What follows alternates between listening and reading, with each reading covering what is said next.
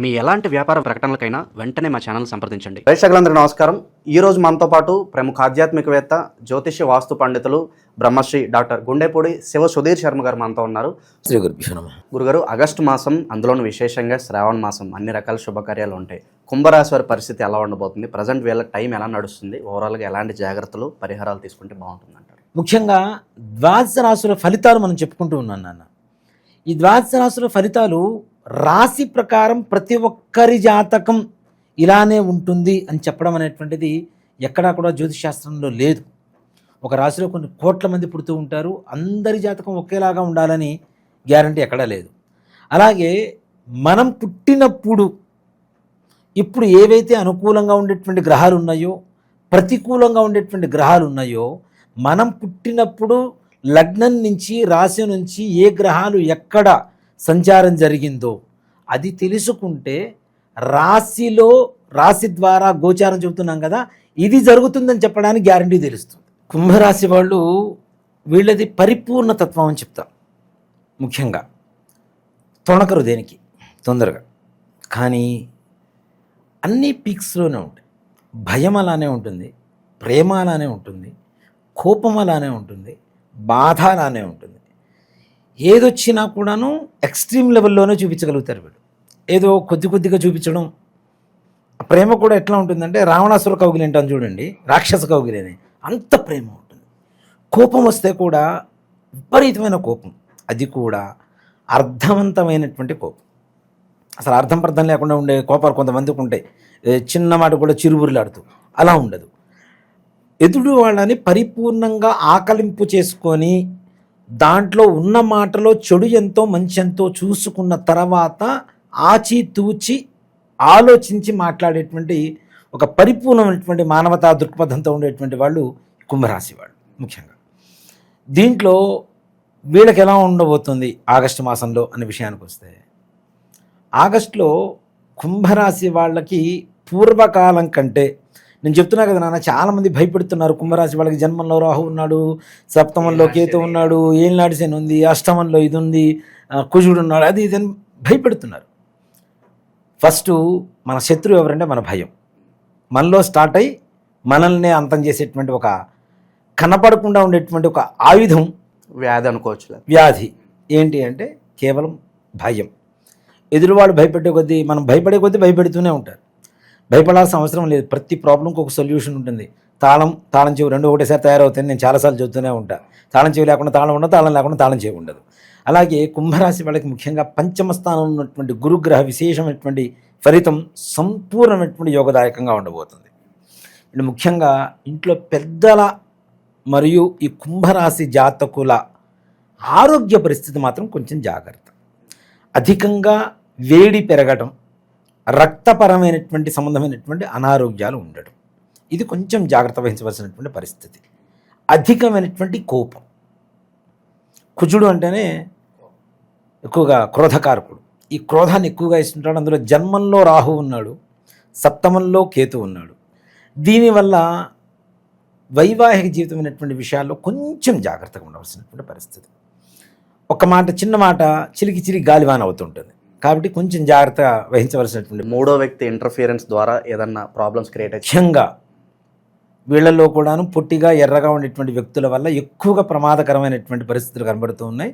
అట్లాగే పొట్టిగా కొంచెం కలర్ తక్కువగా ఉండేటువంటి వ్యక్తుల వల్ల కూడా ఎక్కువ ప్రమాదకరమైనటువంటి పరిస్థితులు. మూడో వ్యక్తులు అంటే ఏం లేదు నాన్న, భర్త లేనప్పుడు భార్యకు ఒక మాట చెప్పడం, భార్య లేనప్పుడు భర్తకు ఇంకో మాట చెప్పడం, ఇలా గొడవలు పెంచడం. ఇలానే కాదు, దీంతోపాటు ఇంకోటి కూడా చెప్తున్నాను, ఇల్లీగల్. ఇప్పుడు ప్రధాన అంశం కూడా ఇప్పుడు ఇది చాలా ఇల్లీగల్కి సంబంధించినటువంటి విషయాల్లో కూడా కొంచెం జాగ్రత్త పడవలసినటువంటి పరిస్థితులు ఉన్నాయి. అంటే కొంచెం ఫ్రీడమ్ ఇస్తే చాలు, స్వతంత్రం ఇస్తే చాలు, వీళ్ళ కాపురంలోకి లోపల మధ్యలోకి జొచ్చుకుంటూ వెళ్ళిపోతాం. సో ధన నష్టం, పరువు నష్టం కూడా జరిగే అవకాశాలు ఉన్నాయి. కాబట్టి ఎన్ని గొడవలున్నా ఇంట్లో భార్యాభర్తను మీరు మాత్రమే పరిష్కరించుకోవడానికి ప్రయత్నించండి. పక్క వాళ్ళ దగ్గర సలహాలు అడగవద్దు. పక్క వాళ్ళకి ఈ అసలు శాస్త్రం కూడా అదే చెబుతుంది, నీతి శాస్త్రంలో కూడా. ఆయుర్విత్తం గృహశ్చిద్రం అంటే ఇంట్లో ఉండేటువంటి లోటుపాట్లు ఏవైతే ఉంటాయో అవి ఎవ్వరికీ చెప్పొద్దు అని చెప్పేదే శాస్త్రం. కాబట్టి అలాంటివి చెప్పకుండా గుమ్మనంగా ఇంట్లో మీకు మీరే మాట్లాడుకొని సమస్య పరిష్కారం చేసుకోవడం అనేటువంటిది సూచించదగినటువంటి. ఆర్థిక పరిస్థితి ఎలా ఉండిపోతుంది? ఆర్థికంగా బ్రహ్మాండంగా కానీ అప్పులు ఇవ్వకండి, అప్పులు తీసుకోకండి ఒక్క నెలలో మాత్రం పొర్రపాటున కూడా. ఆ విధంగా చూసుకుంటే నష్టం వస్తుంది. కానీ అప్పులు తీర్చడానికి కావాల్సినటువంటి ధనం మాత్రం మీ చేతికి రాబోతుంది. అలాగే గృహపరమైనటువంటివి ఏవైనా ఇల్లు కొనుక్కోవాలి, కట్టించుకోవాలి, ఈ నెలలో స్టార్ట్ చేయండి. మీరు అనుకున్న దానికంటే ఫాస్ట్గా, తొందరగా, అతి శీఘ్రంగా మీకు పనులు పూర్తిగా అవుతాయని చెప్పడంలో ఏమాత్రం కూడా సంశయం లేదు. ఇక నిరుద్యోగులు, వ్యాపారస్తులు వీళ్ళ పరిస్థితి ఏంటి? వ్యాపారస్తులకు కూడా బాగుంటుంది నాన్న. డబ్బు పరంగా ఎక్కడా పెద్దగా లోటుపాట్లు ఏమి ఉండవు, వీళ్ళకి లోట్లు ఏం లేవు. కానీ ఉద్యోగస్తుల వ్యవహారానికి వచ్చేసరికి ఉన్నత అధికారుల ఆవేశానికి లోనయ్యేటువంటి అవకాశం ఉంది. కానీ నిదానంగా వాళ్ళతో కూడా ప్రేమగా కలివిడిగా మాట్లాడుతూ ఉంటే మీరు అనుకున్న దానికంటే మంచి ఫలితాన్ని పొందవచ్చు.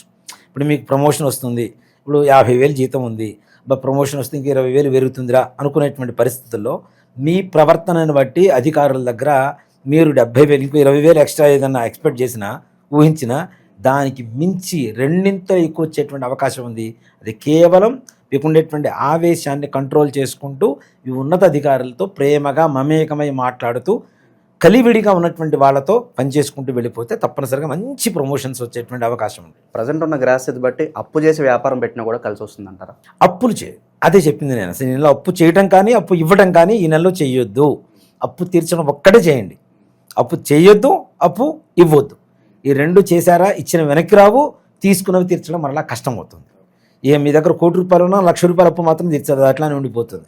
ఇక శుభకార్యాల పరిస్థితి ఏంటి? ప్రత్యేకంగా పెళ్లి చూపులకు వెళ్ళే వాళ్ళకి ఏదైనా జాగ్రత్తలు చెప్తారా? ముఖ్యంగా చెప్పాలంటే వివాహ ప్రయత్నాలు ఏవైతే ఉన్నాయో ఈ నెలలో అంతగా పెద్దగా కలిసి రావు. కానీ కొంతవరకు శుభసూచకం కనపడుతూ ఉంటుంది. ఓకే, ఈ అమ్మాయి అయితే బాగుంటుంది అనుకుంటుంటారు కదా, అక్కడి నుంచి మూమెంట్ స్టార్ట్ అవుతుంది. కానీ అది నిర్ణయం మాత్రం తదుపరి నెలలో జరగడానికి అవకాశం ఉంది. ఈ నెలలో వివాహపరమైనటువంటి వ్యవహారాల్లో అంత తొందరగా అయితే ముందుకు వెళ్ళవు. కానీ ఒక చోట మాత్రం ఆగిపోదు, స్తంభించిపోదు. మూమెంట్ నిదానం, మీరు అనుకున్నంత ఫాస్ట్గా అయితే మూమెంట్ ఉండదు. నిదానంగా వాళ్ళ దగ్గర నుంచి అనుకూలమైనటువంటి వార్తలు వింటూ ఓకే ఈ సంబంధం కుదురుతుంది అనుకునేటువంటి ఒక చిన్న ఆశాభావంతో ముందుకు తీసుకువెళ్తూ తదుపరి నెలలో తప్పనిసరిగా వివాహాలు సంబంధాలు కుదరటానికి మంచి అవకాశం. గురుగారు, మనకి నెక్స్ట్ సెప్టెంబర్లో చాలా వరకు విద్యార్థులు మాస్టర్స్ చదువుకోవడానికి అబ్రాడ్ వెళ్తూ ఉంటారు. వాళ్ళ పరిస్థితి ఏంటి? స్థానచలనం కలిసి వస్తుంది అంటారా? విద్యార్థులకి ఏమైనా జాగ్రత్తలు చెప్తారు? విద్యార్థులు వీసాకి ట్రై చేయండి. కాదు అనే మాట లేదు. కుంభరాశి వాళ్ళకి లేదు అనే మాట మాత్రం లేదు. ఇక దాంట్లో అనుమానమే లేదు. 100% వెళ్తారు. ఈ సంవత్సరంలో విద్యార్థుల్లో ఇతర దేశాలు వెళ్ళి చదువుకోవడానికో ఉద్యోగ ప్రయత్నాలు చేయడానికో ఏదైనా ప్రయత్నిస్తే పని కాలేదు అన్నవాళ్ళు కేవలం కుంభరాశిలోనే ఉంటారు. పనులు పూర్తయిన వాళ్ళు కుంభరాశిలోనే ఉంటారు. దాంట్లో ఏమాత్రం కూడా సమస్య. భూమికి సంబంధించిన వ్యవహారాల్లో ఎలాంటి జాగ్రత్తలు తీసుకుంటే బాగుంటుందంట? ఇక్కడ నిజంగా మాట చెప్పాలంటేనన్నా ఈ నెలలో మీరు భూమి కొనటానికో ఇల్లు కొనటానికో చిన్న ప్రయత్నం చేయండి. తొందరగా పనులు అవుతాయి.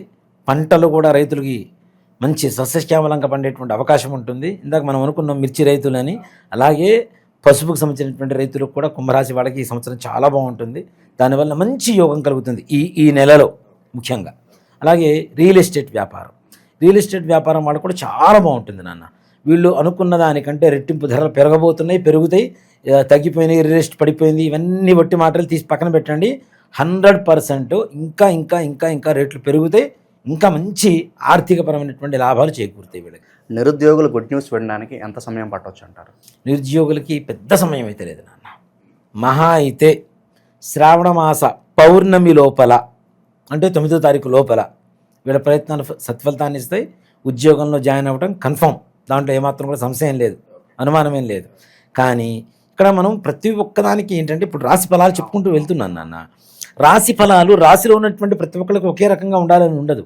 వాళ్ళ వ్యక్తిగతమైనటువంటి జాతకం చూసినప్పుడు మాత్రమే మనం వీళ్ళకి ఏ ఉద్యోగం బాగుంటుంది, ఉద్యోగం వస్తుందా రాదా, ఏ వ్యాపారం బాగుంటుంది, వివాహం అయ్యేటువంటి అనుకూలత ఉందా, ప్రతికూలత ఉందా, అసలు ఏంటి అనేటువంటిది వాళ్ళ వ్యక్తిగతమైనటువంటి జాతకం చూసినప్పుడు మాత్రమే చెప్పడానికి అవకాశం కలుగుతుంది. ఇక ఎలాంటి పరిహారాలు ఈ శ్రావణ మాసంలో చాలా విశేషంగా కలిసి వస్తాయి అంటారు ఈ రాశి వాళ్ళకి? ఇక్కడ ఒక మాట చెప్తానన్న, ఇప్పుడున్నటువంటి 12 రాశులు 12 రాశుల్లో కూడా ఎవరికైనా సరే ప్రపంచంలో ఉన్న 700 కోట్ల చిల్లర జనాభా అందరికీను 2 రకాల దోషాలు ఉన్నాయని ఖచ్చితంగా చెప్పగలుగుతా. ఏంటి? పితృదోషం, స్త్రీ శాపం. వీటిలో ఇంకా ఇంకా అనేక రకాలైనటువంటి దోషాలు ఉన్నాయి. దేవతా శాపాలని, వృక్షవధలు, జంతువధలు, సర్పవధలు, ఇట్లాంటివన్నీ కూడా దోషాలే. ఇవన్నీ మన పూర్వీకులు చేసినటువంటి తప్పిదాల వల్ల భవిష్యత్ తరాలు అనుభవిస్తాయి. మన పూర్వీకులు ఆస్తులు ఇస్తే మనం తీసుకుంటామా లేదా? అట్లాగే వాళ్ళు చేసినటువంటి తప్పులకి ప్రభావం కూడా మనం తప్పనిసరిగా అనుభవించాల్సిందేగా. మా తాతగారు ముత్తాతగారు ఉన్నారు, ఆస్తులు మొత్తం అమ్మేశాడు. ఆ పేదరికం అనేటువంటిది కంటిన్యూ అవుతుందా లేదా? అవునా? అలాగే ఆస్తులు బాగా కూడబెట్టాడు, ఆ డబ్బులైతే మేము తింటామా లేదా? దాని ప్రతిఫలమిత అంటే ఒక్క ఆడవాళ్ళ కన్నీటి చుక్క మీ వంశాన్ని మహాసముద్రమై సముద్రంలో వచ్చేటువంటి సునామీగా మార్చి వంశాన్ని మింగేస్తుంది. దీనివల్ల పెళ్ళిళ్ళు కాకపోవటం, అనుకున్నటువంటి పనులు కాకపోవటం, వ్యాపారం బాగుండకపోవటం, ఉద్యోగం సరిగా రాకపోవటం, పిల్లల మాట వినకపోవటం, పిల్లలు ఆరోగ్యవంతంగా ఉండకపోవటం, ఇంట్లో అనారోగ్య సమస్యలు, ఆర్థిక సమస్యలు, ఇచ్చిన అప్పులు వెనక్కి రావు, మనం తీసుకున్న అప్పులు తీర్చలేము, మనం ఎవరికన్నా అడ్డుండి ఇప్పిస్తే అవి కూడా మనం కట్టుకునేటువంటి పరిస్థితులు రావటం, ఇట్లానే దీంతో పాటుగా అనేక రకాలైనటువంటి మానసికమైనటువంటి అస్థిమిత, అట్లానే పిల్లలు ఆటిజంతో పుట్టడం, అవునా, చదువుకోరు, ఇంకా దుర్వ్యసనాల పాలవ్వటం. అంటే మనుషుల్లో అందరికీ ఉందనే చెప్తాను. ఇంకా చెప్పాలి అంటే దాదాపు 85 ఆ టైం నుంచి పుట్టినటువంటి ప్రతి ఒక్కరికి ఉంది. దాంట్లో ఏమాత్రం కూడా సంశయం లేదు. పరిష్కారం ఏంటంటారు దీన్ని? ఒక్కడేనన్న, ఇది ప్రతి అమావాస్యకి మనం పితృకార్యాలు చేస్తూ ఉంటాం, అవునా? అలాంటి అమావాస్య ప్రతి నెల చాలా విశేషమైనటువంటిది. మనం ప్రతి నెల అమావాస్యకి ఇంట్లో పితృతర్పణం వదలండి, ఎవరికైనా బ్రాహ్మణికి స్వయం పాకం ఇవ్వండి అని చెప్తుంటాం. తద్దినాలు పెట్టరు. తద్దినాలు పెట్టకపోవడం, మేము కాశీలో పెట్టొచ్చామండి, గైలో పెట్టొచ్చామండి, నిన్న భోజనం చేసాం, ఇవాళ భోజనం చేయకుండా మానుతామా? నిన్న పండగ జరిగింది, మరుసటి రోజు మళ్ళీ వండుకొని తింటామా లేదా? అవునా? అక్కడెక్కడో కాశీలో పిండం పెట్టొచ్చాము, ఇంకా అయిపోయింది అంటే అది ఎట్లా కరెక్ట్ అవుతుంది? కొంతమంది ఇంట్లోంచి చెప్పకుండా వెళ్ళిపోతుంటారు. వాళ్ళు ఉన్నారో లేరో కూడా తెలియదు. ఒక మనిషి 14 సంవత్సరాల పాటు కనుక కనపడకుండా వెళ్ళిపోతే వాళ్ళకి కర్మ చేయవలసిందే. అది చేయట్లేదు, అవి వదిలేస్తున్నాం. అసలు ఇప్పుడు ఉన్నారో లేదో కూడా తెలియదు, వదిలేస్తున్నాం. ఇలాంటివి తద్దినాలు పెట్టకపోవటం, కర్మలు సరిగా చేయకపోవటం, శ్రాద్ధం శ్రద్ధతో పెట్టకపోవటం, తల్లిదండ్రులు ఇచ్చినటువంటి జన్మ, వాడిచ్చినటువంటి విద్య, వాడిచ్చినటువంటి శరీరం, రక్తం, మాంసం, దీంతో పాటుగా వాడిచ్చినటువంటి జ్ఞానంతో మనం బ్రతుకుతున్నాం. ఇన్ని ఇచ్చినటువంటి వాళ్ళ రుణం తీర్చుకోవాల్సిన అవసరం ఎవరికి ఉంది? కొడుకుంటాం, అవునా? ఇలా కొడుకు చేయకపోవటం వల్ల కొడుకులు పుట్టకుండా కేవలం కూతుళ్ళే పుట్టేటువంటి దోషం కూడా ఈ దోషం ద్వారా కనబడుతూ ఉంటుంది. అంటే ఇక వంశం లేదుగా. నెక్స్ట్ ఇంటి పేరు ఎక్కడుంది? ఆడపిల్లలే పుడితే ఇంకో ఇంటికి అమ్మాయిని ఇస్తావు, అమ్మాయి ఇంటి పేరు అబ్బాయి ఇంటి పేరు అవుతుంది, కానీ నీ ఇంటి పేరు లేదు కదా, అయిపోయింది కదా, శాశ్వతంగా నీ వంశం నిర్వంశం అయిపోతుంది. ఇలా అసలు పిల్లలు పుట్టకపోవటం కూడా, అనుకున్న పని ఏ ఒక్కటి పూర్తి కావటం లేదా. సింపుల్గా చెప్పాలంటే ప్రశాంతంగా మీ జీవితంలో లేరా అంటే మీ వంశంలో, మీ పూర్వీకుల్లో ఆడవాళ్ళు మగవాళ్ళు 60 ఏళ్ల లోపల heart problem, kidney problem, liver problem, brain stroke, suicide, accidents, cancer, ఇట్లాంటి కారణాలతో చనిపోయారు. మీ పూర్వంలో 2 వేసి పెళ్ళిళ్ళు చేసుకున్నారు, ఇంట్లో భార్య ఉండగా కూడా ఇల్లీగల్ కాంటాక్ట్స్ పెట్టుకొని ఇంట్లో ఉన్న ఆడవాళ్ళని బాధ పెట్టారు. భర్త ద్వారా భార్య కావచ్చు, అత్తమామల ద్వారా కోడలు కావచ్చు, ఆడపడుచు ద్వారా వదిన కావచ్చు, వదిన ద్వారా ఆడపడుచు కావచ్చు, మరుదుల ద్వారా బావల ద్వారా మరదలు కావచ్చు. ఇలాంటి వాటికి ప్రతి నెల అమావాస్య మా ఆధ్వర్యంలో జరుగుతూ ఉంటుంది.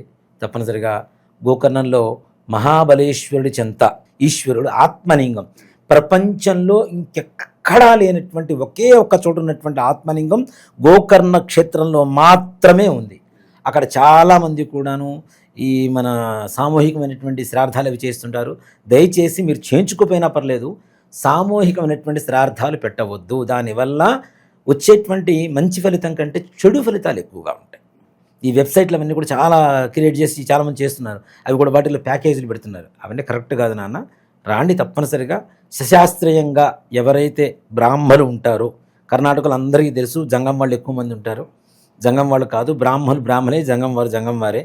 సో కాబట్టి బ్రాహ్మలు చేసేటువంటి విధానంగా సశాస్త్రీయంగా అక్కడ తప్పనిసరిగా పూజ చేయించుకొని మన దగ్గర నుంచి బస్సులో నుంచి బయలుదేరుతుంటాం. ఇక్కడ నుంచి ప్రతి నెల అమావాస్య ముందు రోజు బయలుదేరుతాం, అమావాస్య రోజు పూజ అక్కడ.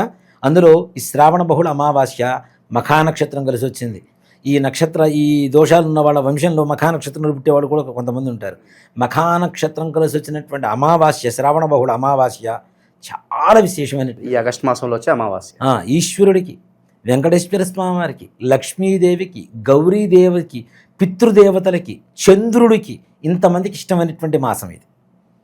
ఇంతమంది మాసం ఇష్టమైనటువంటి దేవతలకి ఆరాధనకి అర్హత కలిగినటువంటి మాసంలో శ్రావణ బహుళ అమావాస్య ఆగస్టు 23వ తారీఖు అయింది. 22వ తారీఖు ఇక్కడ బయలుదేరుతాం. 23వ తారీఖు పూజ ఉంటుంది, మరలా చేయించుకొని 24వ తారీఖు ఉదయం 11 గంటల కల్లా హైదరాబాద్లో ఉంటాం. కాబట్టి రావాలనుకున్నటువంటి వాళ్ళు అందరూ రాండి తప్పనిసరిగా. నా ఆధ్వర్యంలో, అంటే నేను చేయించడం కాదు, నేను అక్కడ బ్రాహ్మణులు పెట్టి చేయిస్తూ ఉంటాం. తప్పనిసరిగా నేను కూడా కలుస్తాను మిమ్మల్ని అక్కడ.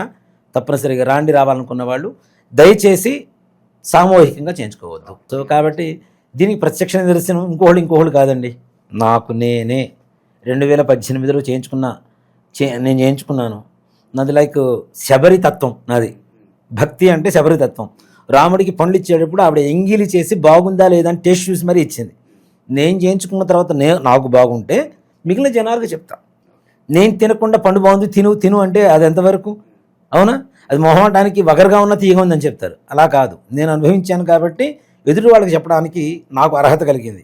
మనం అనుభవించిన తరువాత, మనం చేసిన తర్వాత చెప్పడం అనేటువంటిది ధర్మం. కాబట్టి నేను చేయించుకున్న నా జీవితం సంపూర్ణంగా అక్కడ ఉన్నటువంటి మహాబలేశ్వరుడు అనుగ్రహంతో నా జీవితం మహాబలంగా తయారైంది. అందరికీ తెలిసిన విషయమే. ముఖ్యంగా మన దీని ఏమంటారు, మినపవడలు ఉంటాయి.